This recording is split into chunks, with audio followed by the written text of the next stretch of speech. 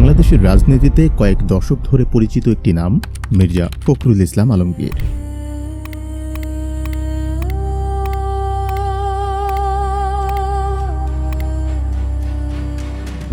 কখনো ছাত্রনেতা, কখনো শিক্ষক, সরকারি কর্মকর্তা, জনপ্রতিনিধি, মন্ত্রী, আবার কখনো বিরোধী দলের আন্দোলনে রাজপথে, আদালতের বারান্দায় কিংবা কারাগারে।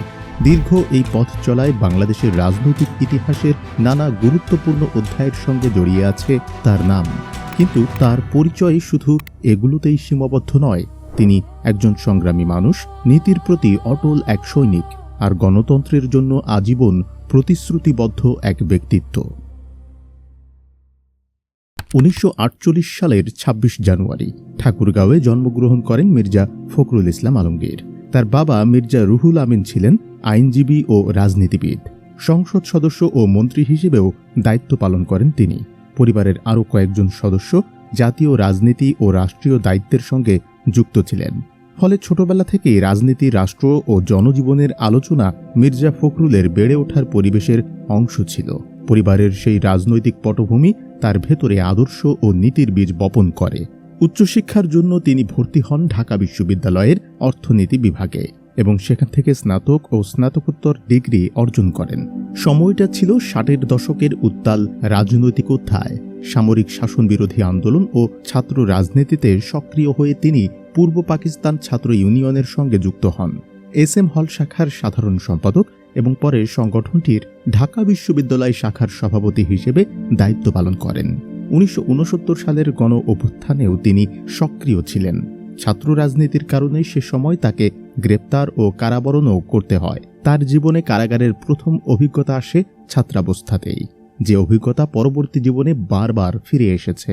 স্বাধীনতার পর অবশ্য সরাসরি পেশাদার রাজনীতিতে যাননি মির্জা ফখরুল। 1972 সালে শিক্ষা ক্যাডারে যোগ দিয়ে ঢাকা কলেজে অর্থনীতির প্রভাষক হিসেবে কর্মজীবন শুরু করেন। পরে আরও কয়েকটি সরকারি কলেজে শিক্ষকতা করেন। শিক্ষকতার পাশাপাশি সরকারি প্রশাসনের বিভিন্ন দায়িত্ব পালন করেন। পরিদর্শন ও নিরীক্ষা অধিদপ্তর ও বাংলাদেশ ইউনেস্কো জাতীয় কমিশনে কাজ করার পর তৎকালীন উপপ্রধানমন্ত্রী S.A. বারীর ব্যক্তিগত সচিব হিসেবেও দায়িত্ব পালন করেন। এতে প্রশাসন ও রাষ্ট্র পরিচালনার কার্যক্রম কাছ থেকে দেখার সুযোগ পান তিনি। কিন্তু সরকারি চাকরির স্থিতিশীলতাকে তিনি বিসর্জন দিয়েছিলেন জনগণের সেবার লক্ষ্যে। এটাই ছিল তার জীবনের প্রথম বড় ত্যাগ। 1986 সালে সরকারি চাকরি ছেড়ে সরাসরি জনজীবনে প্রবেশ করেন মির্জা ফখরুল। 1988 সালে স্বতন্ত্র প্রার্থী হিসেবে ঠাকুরগাঁও পৌরসভার চেয়ারম্যান নির্বাচিত হন। পরে বাংলাদেশ জাতীয়তাবাদী দল বিএনপিতে যোগ দেন। 1992 সালে ঠাকুরগাঁও জেলা বিএনপির সভাপতি হওয়ার মধ্য দিয়ে দলীয় রাজনীতিতে তার অবস্থান শক্ত হতে থাকে। 2001 সালের 8ম জাতীয় সংসদ নির্বাচনে ঠাকুরগাঁও 1 আসন থেকে সংসদ সদস্য নির্বাচিত হন তিনি।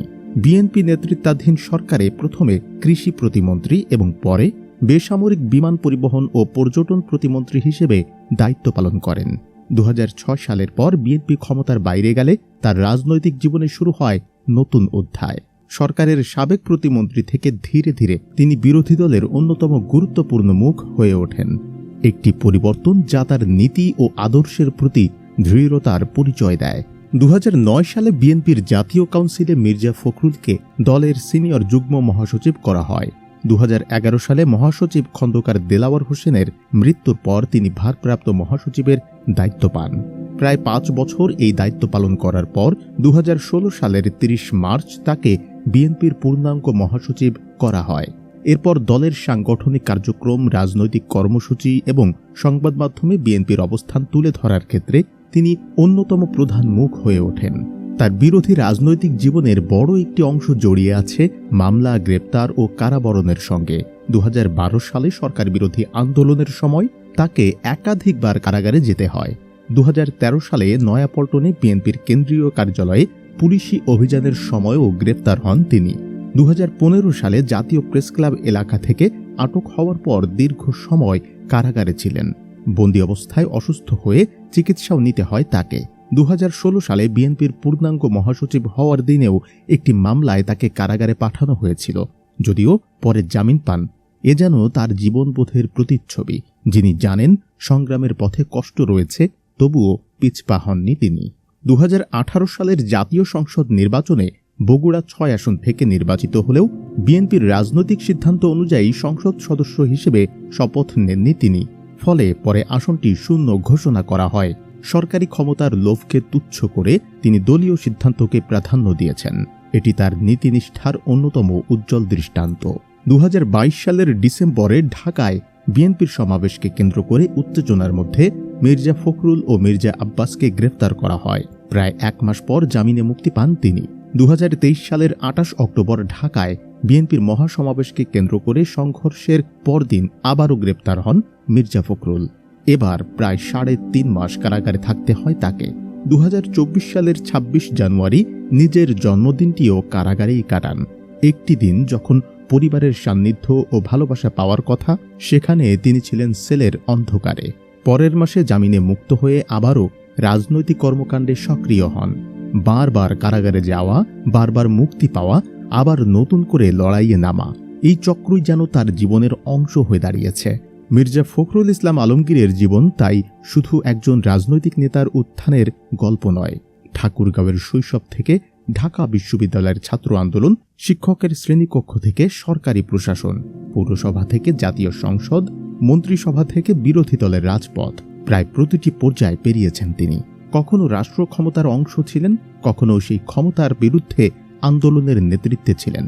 আন্দোলন, নির্বাচন, মামলা, কারাবরণ ও সাংগঠনিক নেতৃত্ব অর্ধ শতাব্দীরও বেশি সময় ধরে বাংলাদেশের রাজনৈতিক উত্থান পতনের এক দীর্ঘ সাক্ষী হয়ে আছে মির্জা ফখরুল ইসলাম আলমগীরের জীবন।